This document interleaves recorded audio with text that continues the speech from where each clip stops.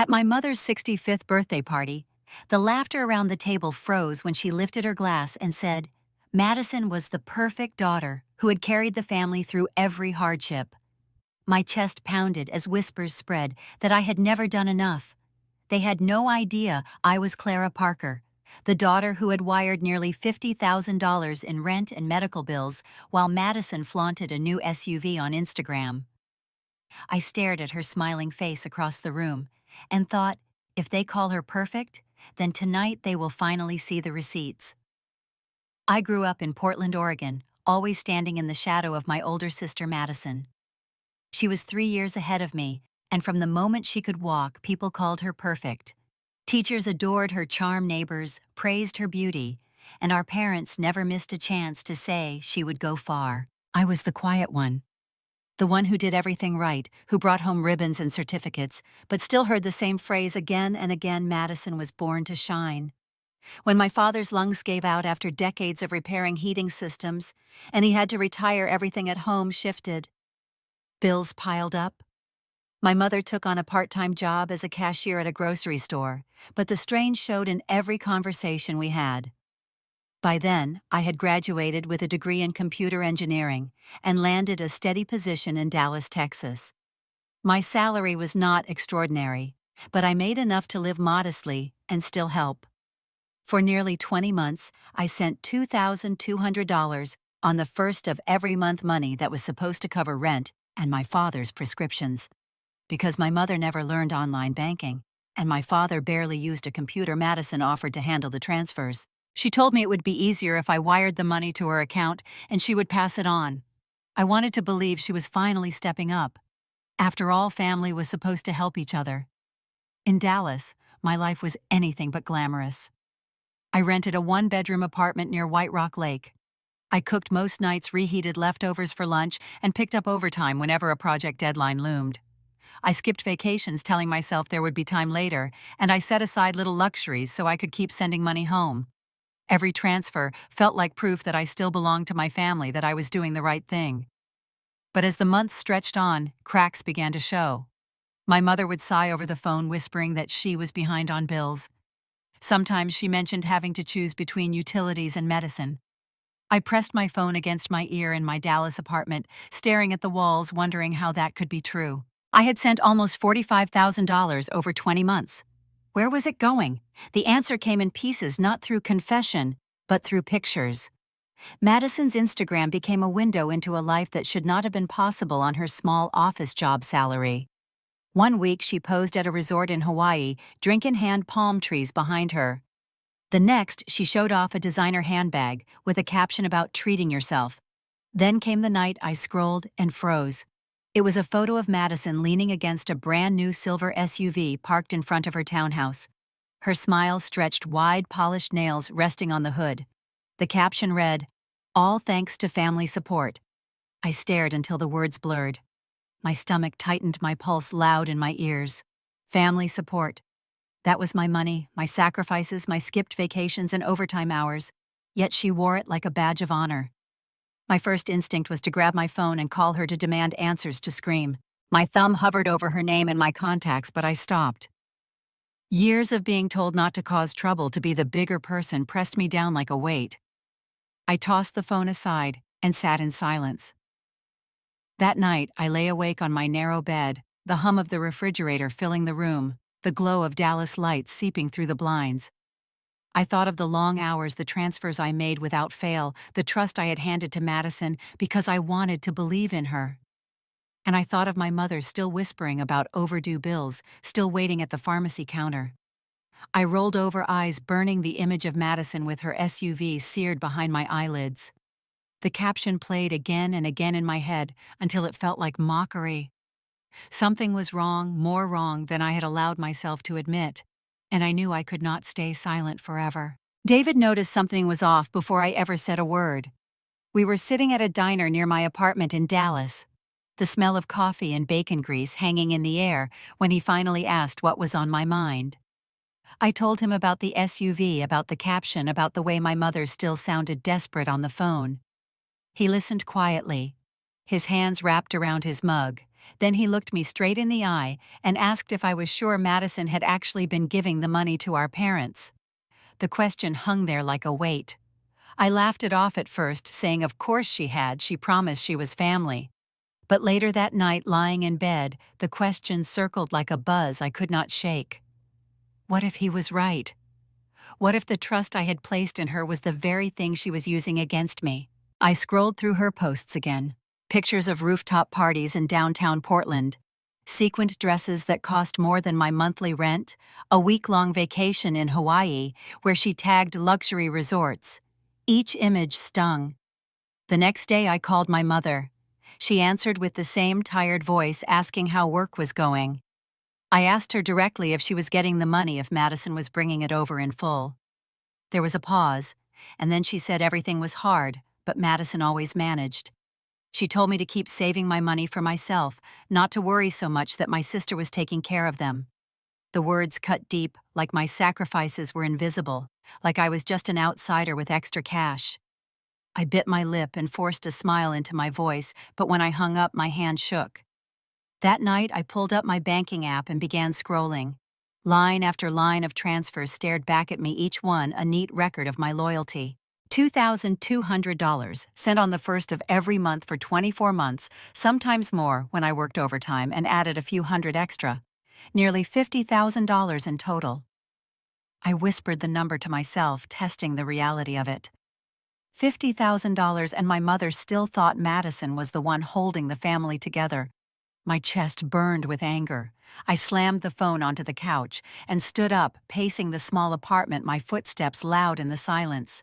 I remembered every double shift I had taken at the office, every vacation I had canceled, every night I had microwaved leftovers instead of eating out all to make sure those transfers never failed. And yet Madison's face was the one shining on social media, drinking champagne in gowns that glittered under ballroom lights. I wanted to call her to demand an explanation, but I froze with the phone in my hand. What if she lied again? What if she twisted my words and made me the villain, ungrateful, jealous? It had happened before in smaller ways, and I had always been the one who stayed quiet to keep the peace. My throat ached as I lowered the phone. David called later to check on me. I tried to sound normal, but he heard the edge in my voice. He told me not to let this go, not this time. His certainty rattled me because it forced me to face what I had been trying to ignore. If I was right, Madison had stolen from me, from our parents, from the very people she pretended to protect. I sat back down on the couch and stared at the receipts glowing on the screen, my fingers scrolling slowly down the endless list of numbers. Each transfer was a piece of myself, proof that I had been there even from miles away. I thought of my mother's voice saying Madison was taking care of everything, and my stomach twisted. I knew then that silence was no longer an option. The truth was hiding in plain sight, and sooner or later I was going to have to put it all on the table. The night of my mother's 65th birthday was supposed to be a celebration, a rare moment where our whole family gathered under one roof. I flew back to Portland from Dallas with a tightness in my chest, hoping for something different, but knowing deep down what awaited me. The rented hall was decorated with white lilies, gold streamers, and tables lined with wine glasses that caught the light. Laughter rose and fell around me as cousins embraced and aunts traded stories. I took my seat quietly, trying not to let the familiar sense of being invisible overwhelm me. My mother stood at the head of the room, radiant in a silver dress she had saved for the occasion. She lifted her glass, cleared her throat, and with a proud smile announced that everything the family had survived over the past 2 years was thanks to Madison, her perfect daughter, who had carried the weight with grace. The room erupted in applause. Chairs shifted, hands clapped, voices rose with approval. I felt my heart sink into the floor. I could feel eyes sliding toward me, not with anger, but with pity. I caught fragments of whispers at my table, words like Clara never managed, that Madison really is the responsible one. My chest tightened. I gripped the edge of my chair until my knuckles ached. It was as if the countless transfers, the overtime shifts, the skipped vacations had vanished into smoke. My sacrifices were not only unseen, they were handed to Madison like a crown. My father sat beside my mother, nodding proudly, his frail hands trembling slightly on his glass. Madison beamed, soaking in the adoration. She met my gaze briefly, her smile smug before turning back to accept the praise. Something in me snapped. The clapping faded, but the humiliation remained pounding in my ears like a drumbeat. I stood suddenly, the chair scraping loudly against the floor. The conversation stilled, heads turned, eyes focused on me. My heart pounded, but my voice came out steady. If Madison has taken care of everything, then she can continue. From this moment on, I will not send another dollar. The silence that followed was sharp, heavy, suffocating. My mother's face froze, her mouth half open. My father lowered his glass slowly, confusion flickering across his features. A cousin coughed awkwardly. Someone's fork clinked against a plate. Then nothing. Madison laughed nervously, trying to brush it off, but the sound only deepened the tension. I looked straight at my mother, then at my father, and finally at my sister. My hands trembled, but I kept them at my sides. For the first time in years, I refused to shrink. The weight of my words lingered in the room. I could see the questions forming in their eyes, the disbelief that I had finally spoken aloud what I had carried for so long. My mother opened her mouth as if to scold me, but no words came. My father shifted uncomfortably in his seat. Madison's smile faltered, her jaw tightening, her eyes flashing with something I could not quite read. I sat back down slowly, the chair creaking beneath me. My heart raced, but I felt a strange calm settle in my chest. I had drawn a line, and there was no stepping back over it. As the room struggled to regain its rhythm, I stared at the untouched cake in the center of the table. I could feel the weight of what I had set in motion pressing down on all of us. There would be explanations demanded, excuses made, and truths dragged into the open. I knew this birthday party would not end as it had begun. What none of them realized yet was that I had more than anger on my side. I had proof, and soon enough they would see it. I reached into my purse and pulled out my phone, my fingers steady, even though my pulse thundered in my ears. The screen lit up bright in the dim banquet hall as I opened my banking app. Gasps rippled through the tables as I scrolled down each line, a timestamp of my loyalty. 24 months, $2,200 at the start of every month, sometimes more. I held the phone high enough for those nearest me to see the totals stack like bricks. My voice cut through the silence. This is what I have been sending home for 2 years. Where is that money now?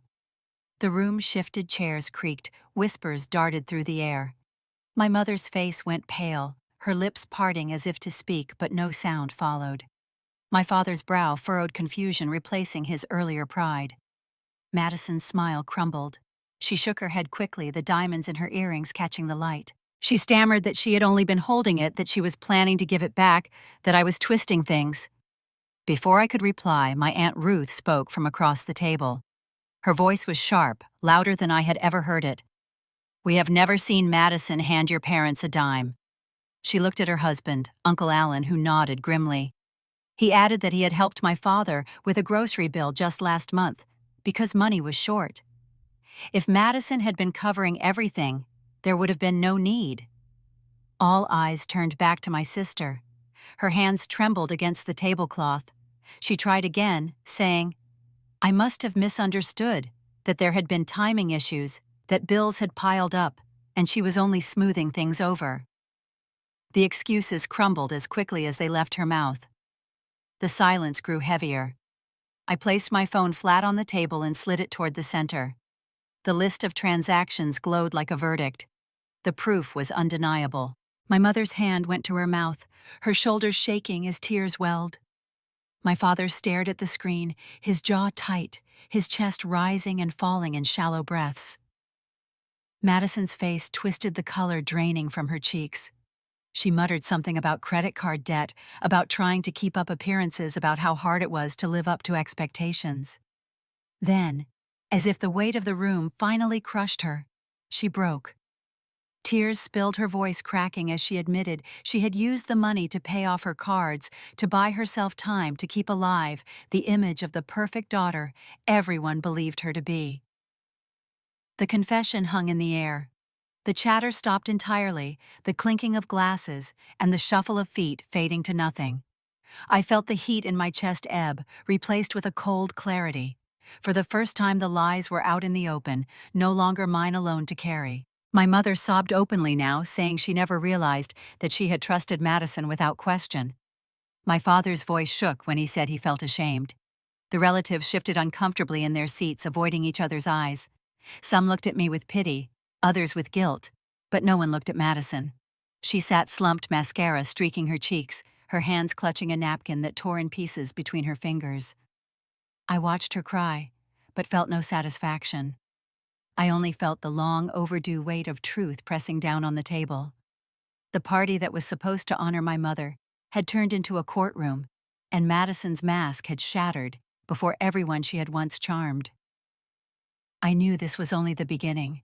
The money was gone, but there were still bigger lies waiting in the shadows, and the next reckoning would cut even deeper.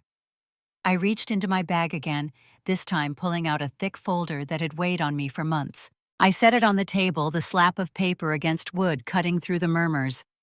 My hands moved with certainty as I flipped it open and pulled out the lease agreement for my parents' apartment in Portland.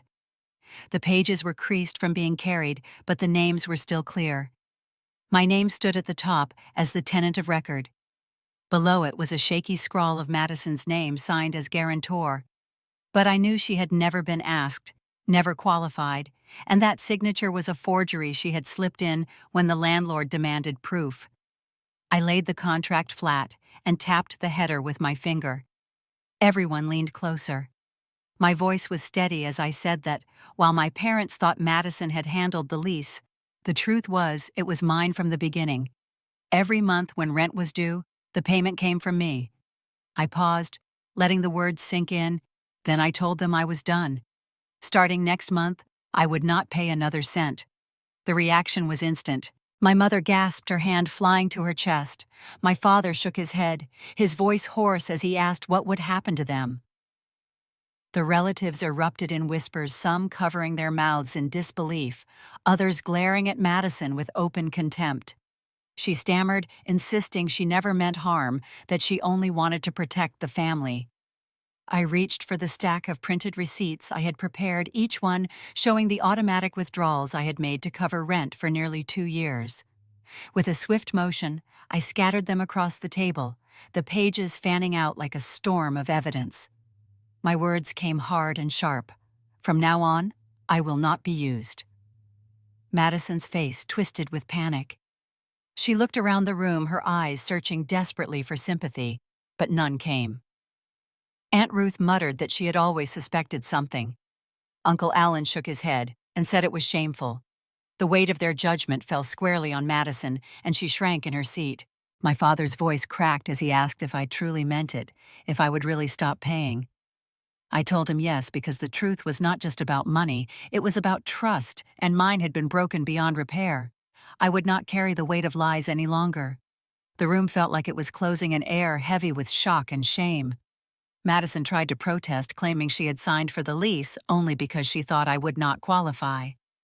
I cut her off, pointing to my name on the document, the bank records, the undeniable proof that I had been the one protecting the roof over their heads, while she basked in credit that was never hers.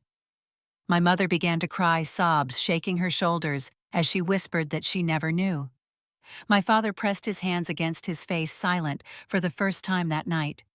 Madison dropped her gaze to the floor, her makeup streaking down her cheeks, her voice reduced to fragments of excuses. The birthday cake sat untouched, candles melted down to stubs, a forgotten symbol of what the evening was supposed to be. Instead of celebration, the party had become a reckoning, and I was the one who held the truth in my hands. I gathered the receipts into a neat stack, my heart no longer racing, but steady, cold, resolved. The family could no longer look at Madison the same way, and she could no longer pretend. But I knew this was only one piece of the collapse. There were still consequences waiting, and the fallout from her lies would reach far beyond that room. 2 weeks later, a letter arrived at my parents' apartment with the words, "Past due," stamped in red across the top. My mother called me, sobbing, my father's voice faint in the background, asking what they were supposed to do. I told them calmly that I had already given notice to the landlord and that the responsibility was no longer mine. The silence on the line told me they finally understood what it meant to rely on Madison. Word spread quickly through the neighborhood. Relatives who had applauded her at the birthday party now shook their heads in disappointment. People whispered at church that the Parker family's golden daughter was not what she seemed. Madison stopped answering my calls altogether, though I was not trying to reach her for comfort. I wanted to see how she would handle the storm she had created. Then came the day it reached her workplace. Madison had been working at a design firm downtown, a modest company where reputations mattered almost as much as results. A cousin who knew someone inside told me that whispers had begun after the birthday party.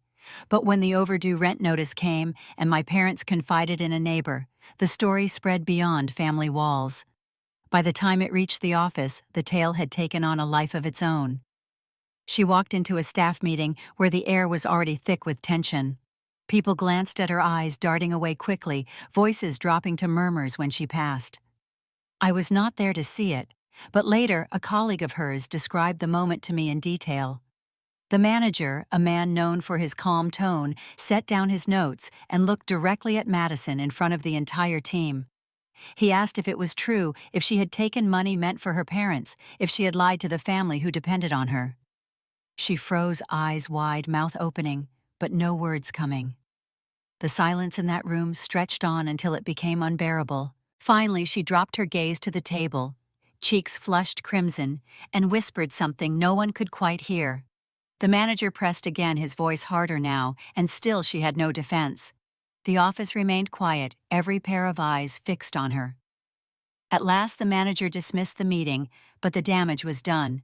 Colleagues avoided her desk, clients whispered, and emails grew cold. The girl who once paraded herself as flawless, who carried herself like she was admired by all, could no longer meet anyone's eyes. At home, my parents lived with the fallout. Bills piled up, eviction notices arrived, and Madison avoided the house altogether.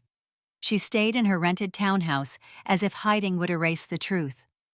But the calls kept coming, the demands for payment, the reminders that her forged signature had tied her to obligations she could not meet. For years she had played the role of the perfect daughter, the savior of the family. Now the curtain had fallen in full view of everyone who once believed her. I heard from relatives that she barely spoke at gatherings, that her once constant posts on social media had gone silent. The glittering image she had built crumbled faster than anyone could have imagined. I should have felt triumphant, but instead I felt something colder, sharper. Watching her unravel was not about revenge. It was about truth finally walking into the light. Yet as much as she suffered in those weeks, I knew the reckoning was not over. The real test would come when I set the conditions for what the future of this family would look like, and whether Madison was capable of facing them. A week after the humiliation at her office, my parents showed up unannounced at my apartment in Dallas. My mother's eyes were red, her makeup streaked, as if she had been crying all the way from Portland. My father looked smaller than I remembered, shoulders slumped, hands wringing as he stood in the doorway. They asked if they could come in, and I let them sit at my kitchen table, the same one where I had eaten countless meals alone while sending money north every month. The silence stretched until my mother finally broke it. She admitted they had been blind, that they had wanted so badly to believe Madison was the perfect daughter that they ignored the signs.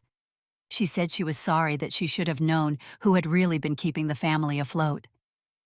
My father's voice cracked when he said he was ashamed of how they treated me, how they let me fade into the background while lifting Madison on a pedestal. Tears slipped down his cheeks, and for the first time in years, I saw regret written across his face.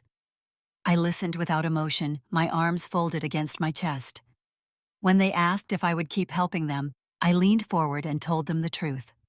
I would consider it, but only under 3 conditions. First, there would be no more comparisons between me and Madison. The constant shadow I had lived under had to end. Second, every expense and every payment had to be transparent. No more passing money through Madison. No more confusion about where the funds went. And third, Madison had to work for herself. She needed to hold a job, earn her own paycheck, and contribute like the rest of us. My mother nodded quickly, her hands trembling around her coffee mug. My father agreed, saying they would respect my boundaries. Neither of them dared argue. It was clear they knew the balance of power had shifted.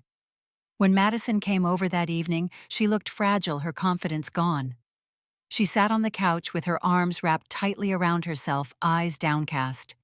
Her voice shook when she agreed to my conditions.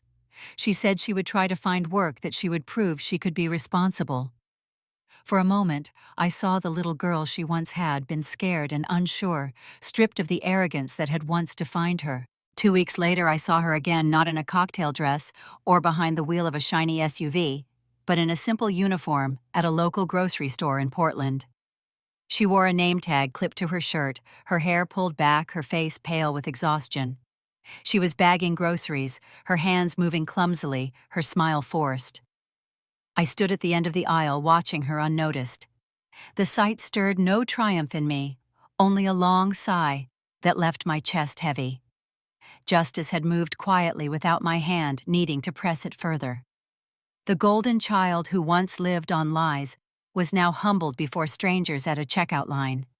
My parents stood a few feet away, watching her too, their faces etched with disbelief at how far their perfect daughter had fallen. I turned away, leaving her to the work she had avoided for so long. I did not gloat. I did not smile. I only carried with me the understanding that the reckoning was not finished. Madison had agreed to my terms, but promises could fracture, and I knew the test of time would reveal whether she was truly ready to change or if this was only another performance waiting to crumble. Several months passed, and the air inside my family shifted in ways I had never thought possible. The phone calls that once carried disappointment or quiet judgment began to sound different. My mother would tell relatives at church that her daughter Clara was the one who had carried them through hard times. She would say it proudly now, not in whispers or excuses, and my father would nod, his voice softer, but filled with respect, when he added that I had been the steady hand holding the family together. Madison, to my surprise, kept her word. The job at the grocery store was not glamorous, but she stayed with it. Slowly, she began sending small amounts home, $100 one month, $200 the next. It was not much compared to what I had given, but it was honest, and for the first time, she was shouldering responsibility without hiding behind me. My parents accepted it with gratitude, not as proof of perfection, but as a step toward change. Meanwhile, my own life bloomed in Dallas. David and I found a modest house on the edge of the suburbs, with a patch of grass out back that begged for summer evenings and the smell of barbecue. Signing the papers felt like closing a door and opening another. This home was ours, built from our own choices, not from obligations that drained me dry. We invited friends for a cookout, laughter filling the yard as smoke curled from the grill. For once, I felt surrounded by a family. I had chosen people who valued me for who I was, not what I could provide. One quiet afternoon, I found myself in our new bedroom, sorting boxes we had never fully unpacked. At the bottom of one sat a folder, thick with receipts, each page a record of the months I had carried my parents in silence. I ran my fingers over the paper, remembering the nights I had gone without, so they would not have to the lies Madison spun to claim what was mine, and the moment at my mother's birthday when I finally spoke. I slid the folder into the drawer of my nightstand and closed it gently. The past was real, but it no longer defined me. I walked outside where David was stringing lights across the fence. He smiled when he saw me, and I felt a warmth in my chest that no approval from my parents had ever managed to spark. I breathed deeply, tasting freedom in the air, knowing that the family I was building here was rooted not in sacrifice without recognition, but in respect and choice. The old ache of being invisible still flickered sometimes, but it no longer ruled me. My parents now introduced me as their daughter, the software engineer in Dallas, not as a shadow next to Madison. And when Madison called her voice tired after a long shift, she no longer spoke with arrogance. She asked about my work, about David, about life in Texas. The conversations were brief but genuine. One evening, as the sun set over our backyard, painting the sky in shades of orange and pink, I sat quietly with a glass of iced tea and let myself smile. For the first time in my life, I felt seen, not because someone handed me praise, but because I had claimed it by setting boundaries and refusing to be erased. Have you ever been compared to someone else so often that you began to feel invisible in your own family? Have you ever carried the weight for others while watching someone else take the credit? Tell me your story in the comments below and let me know, would you keep paying the price for someone else, or would you finally draw the line and claim your worth?